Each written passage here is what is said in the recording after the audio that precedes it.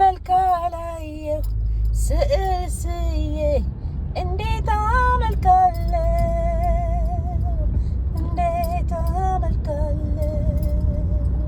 መልካላየሁ ስእስዬ እንዴት አመልካለሁ እንዴት አመልካለሁ በምናቡ ሰአሊው ስሎ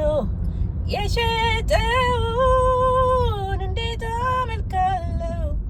እንዴት አመልካለሁ በክፉ ላይ ያለው በክፉ ላይ ያለው ኢየሱስ ነው ያለው ማነው ያለው ማነው እስከ መቼስ ይታቀፋል ሕፃን ሆኖ መቼ ይኖራል ማስተዋል